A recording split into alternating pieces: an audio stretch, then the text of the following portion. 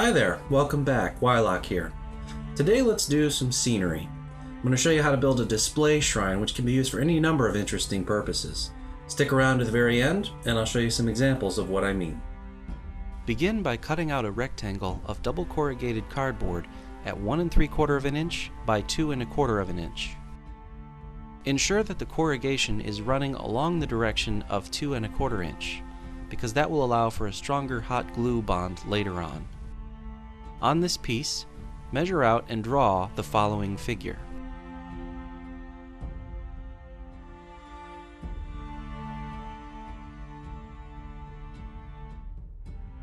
Now, measure out and draw the exact same piece, except on dollar store foam board instead.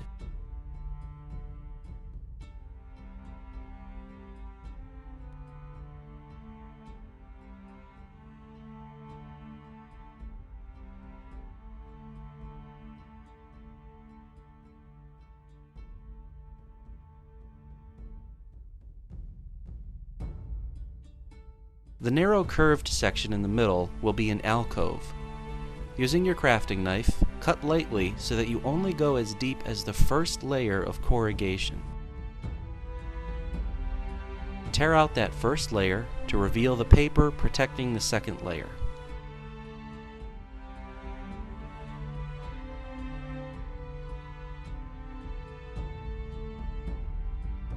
Now, cut out the overall piece.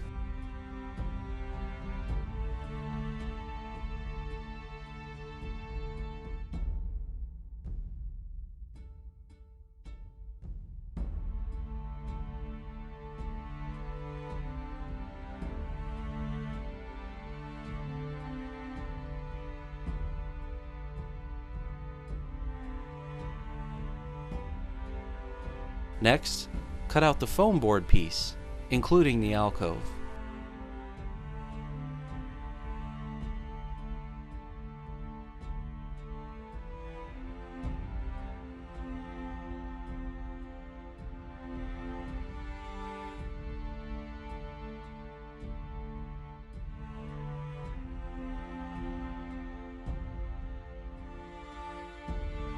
Carefully peel the paper off of one side of the foam board. Lightly score lines to create a stacked stone texture. If you want to recreate exactly what I did, here's the design.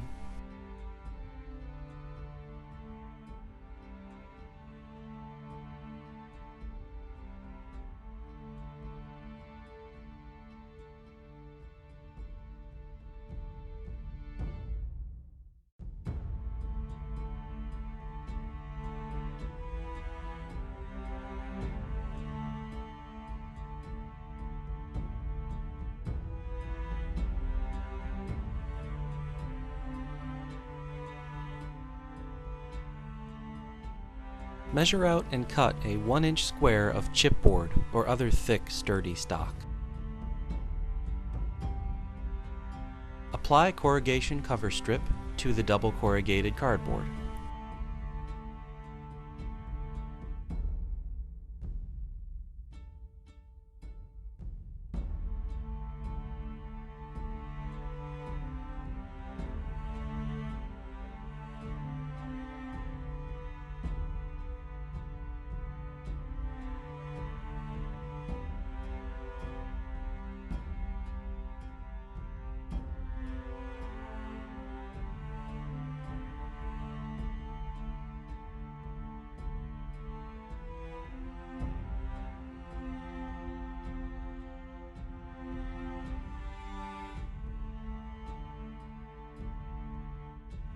Hot glue the foam piece to the double corrugated cardboard.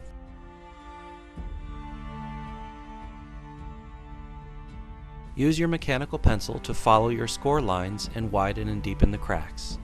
Note that we held off on this step until now because the foam was very fragile. This is a small piece.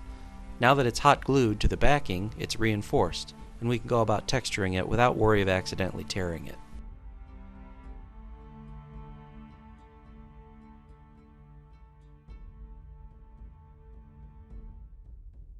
Apply hot glue to the bottom, including the foam surface, and attach to the chipboard base. Set this assembly aside for now.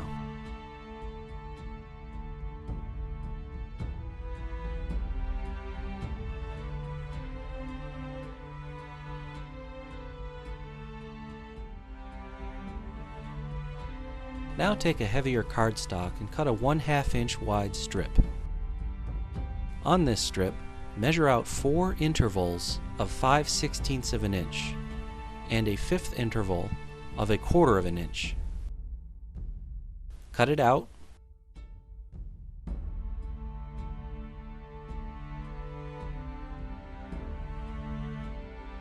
Fold at each interval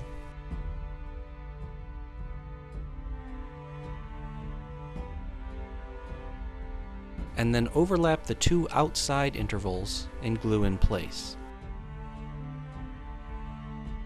This is the base of the pedestal.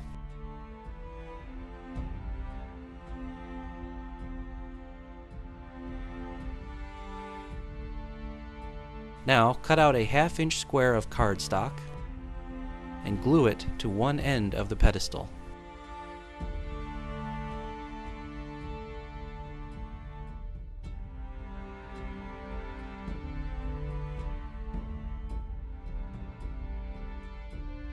Base both of these items in black. I'm using the exact same gray and light gray from video 4 here. Because the piece is so small, I'm going to stipple them on instead of using a sponge. Medium gray first, light gray second. Apply this scheme to all surfaces except for the foam board. Leave that black for now.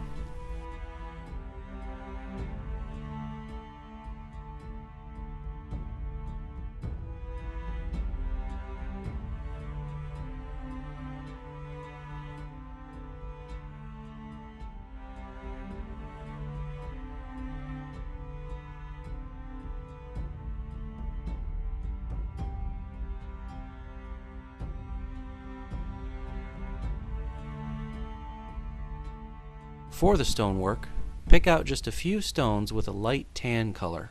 I'm using pebble here. Be sure not to get any paint into the cracks.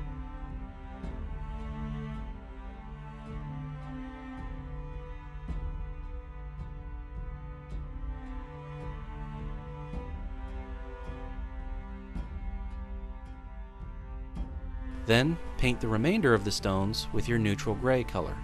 Again, ensuring you don't get any paint into the cracks.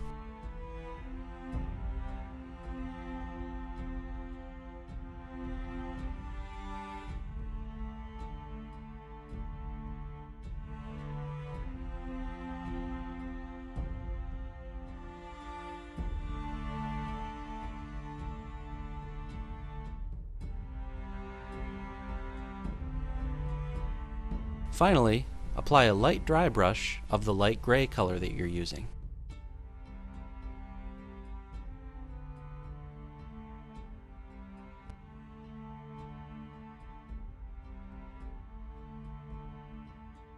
Lastly, hot glue the pedestal to the base.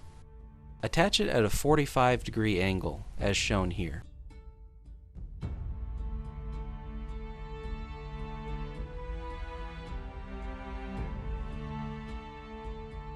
Alright, so here we have a small oval chamber, and there's our shrine, and on it there is a crystal sphere of some kind.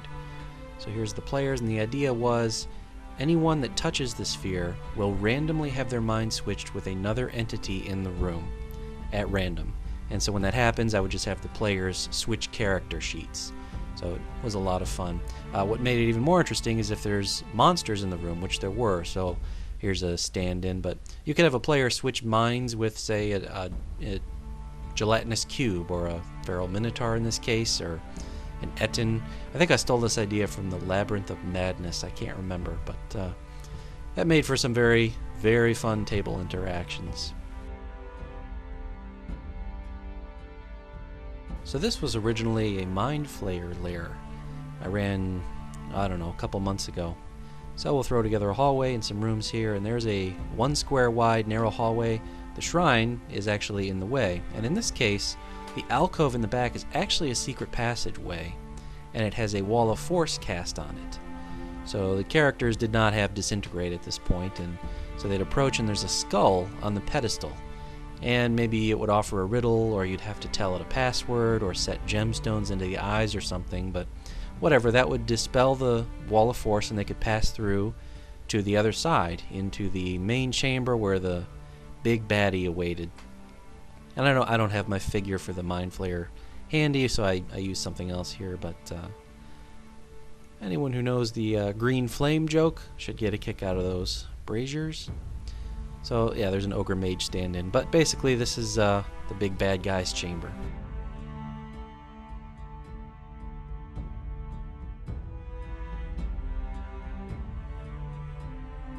So this was originally an underground Kuo-toa temple. You can see I'm using a 1-inch grid here. This was before I made my switch to the 1 1/4 inch system. Big specialty tile here. This one took a while. That half circle out of foam board required a lot of delicacy. And there's a raised platform here. Goes off to both sides. There's a sewer, some waterfalls. So the height difference allowed for some tactical gameplay, I'll say, gimmicks.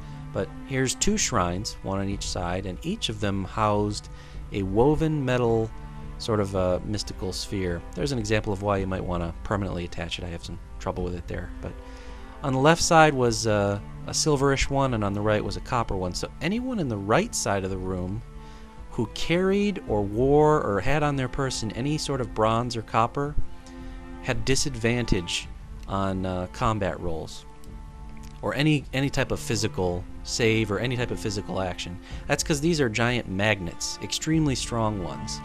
And anyone on the left side of the room who had iron or steel suffered a similar disadvantage. And so they were free to take, and they could use them later on in the adventure. But basically, if they attempted to shed the metal load that was causing them trouble, it would fly over to the sphere and become stuck there.